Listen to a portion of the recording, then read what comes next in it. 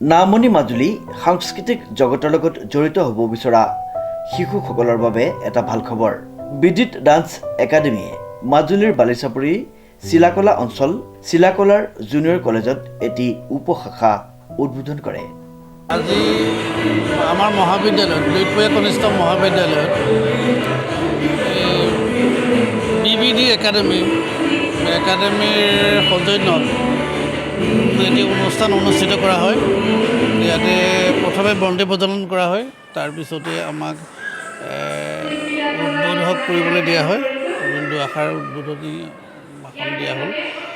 তাৰপিছতে কথা হ'ল এই একাডেমিক যিটো তেওঁলোকৰ অনুষ্ঠান, এই অনুষ্ঠানটোৰ বিষয়ে মই অলপ গম পালোঁ যোৱাকালি মোক লগ ধৰিছিলে তেওঁলোকে। মই কথা বতৰা তেওঁলোকৰ ল'লোঁ, যথেষ্ট ভাল লাগিল, ভাল পালোঁ। আৰু বন্তি দাস এওঁ যথেষ্ট পাৰফৰ্মেঞ্চ থকা ছোৱালী। মই অৱশ্যে আগতে চিনি নাপাওঁ, কালি কথা বতৰা পাতোঁতে কথা ওলাইছে।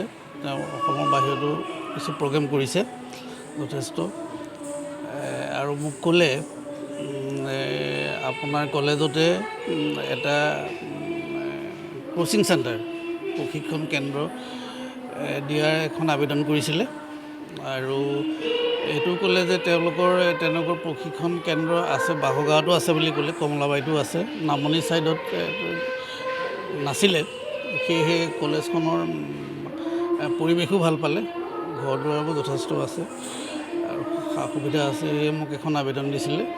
মই আবেদনখন চাই তেওঁলোকক, যিহেতু আমাৰ নামনি মাজুলীত আছে, সকলো ক্ষেত্ৰতে আগবাঢ়িছে, কিন্তু এনেকুৱা ধৰণৰ অনুষ্ঠানে কথকেই হওক বা তাবলাই হওক বা সংগীতেই হওক, ডান্সেই হওক, এই ক্ষেত্ৰত বিশেষকৈ তেওঁলোকে যি উদ্যোগ লৈ যেনেদৰে আগবঢ়াই নিছে কণ ছাত্ৰ ছাত্ৰীসকলক, কণ ভাইটি ভণ্টিসকলক, খুবেই ভাল পদক্ষেপ।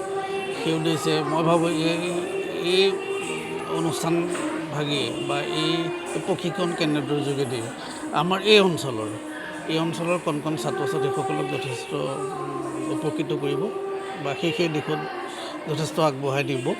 খুব ভাল কথা, খুব ভাল পদক্ষেপ। সেয়েহে আমি সহমত দিলোঁ আৰু অনুষ্ঠান ভাগি উপভোগ কৰি ভাল লাগিল। আপোনালৈও ধন্যবাদ জনাইছোঁ, সকলোকে ধন্যবাদ।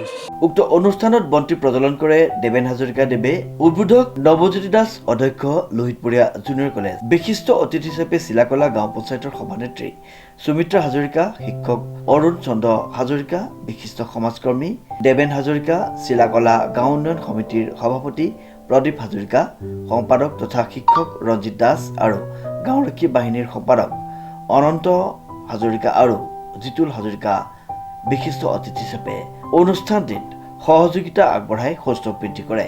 অনুষ্ঠানত একাডেমীৰ ছাত্ৰ ছাত্ৰীসকলে বিভিন্ন নৃত্য, গীত আদি পৰিৱেশন কৰে। শেষত ছাত্ৰ ছাত্ৰীসকলে গুৰু বন্দনাৰে অনুষ্ঠানটিৰ সামৰণি মাৰে। অঞ্চলৰ মানুহৰ গণ্যমান্য ব্যক্তিসকলে যিমান ছাপোৰ্ট দিছে, মানে বহুত ভাল লাগিছে। ভাবিছোঁ অনুষ্ঠানটি জীপাল হৈ থাকিব, অতিকৈ শক্তিশালী অনুষ্ঠান হিচাপে পৰিগণিত হ'ব বুলি মই ধাৰণা কৰিছোঁ এতিয়া আজি অনুষ্ঠানটিৰ কাৰণে। কাৰণ সকলোৱে সহযোগিতা আগবঢ়াইছে। ইয়াত যিহেতু সংগীত বিদ্যালয় নাই, ডান্স একাডেমি নাই, গতিকে আমি ইমান দূৰৰ পৰা আহি পদক্ষেপটো লৈছোঁ ল'ৰা ছোৱালীখিনি আগৰ পৰীক্ষা থাকি যোৱা ল'ৰা ছোৱালীখিনিক সজীৱ কৰিবৰ কাৰণে।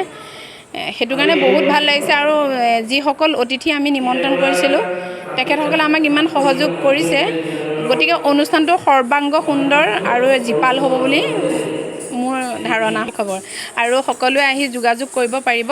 আমাৰ নামভৰ্তিকৰণ চলিয়ে আছে, চলিও থাকিব, বছৰৰ মাজতো চলিব। যদি এতিয়া আহে তেতিয়াহ'লে পৰৱৰ্তী 2026-27 পৰীক্ষাত অৱতীৰ্ণ হ'ব পাৰিব। মানে পৰীক্ষাটো মাৰ্চ আৰু জানুৱাৰীত লিখা আৰু প্ৰেক্টিকেল পৰীক্ষা হয়, গতিকে এতিয়াই ফৰ্ম ফিল আপটো হ'ব। আগষ্টৰ 25 তাৰিখৰ ভিতৰত লাষ্ট ডেট হ'ব। সকলোৱে যোগাযোগ কৰিব পাৰিব। মই যোগাযোগ নাম্বাৰটো কৈ দিছোঁ, 8638805543।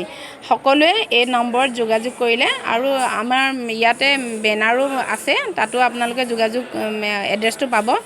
গতিকে যোনটো শাখাতে আপোনালোকে নামভৰ্তি কৰিব বিচাৰে সেইটো শাখাতে আপোনালোকৰ সুবিধা অনুসৰি আহিব পাৰিব সকলোলৈকে খোলা আছে সত্ৰনগৰী মাজুলীৰ পৰা দেৱজিৎ বৰাৰ ৰিপৰ্ট নিউজ নাও।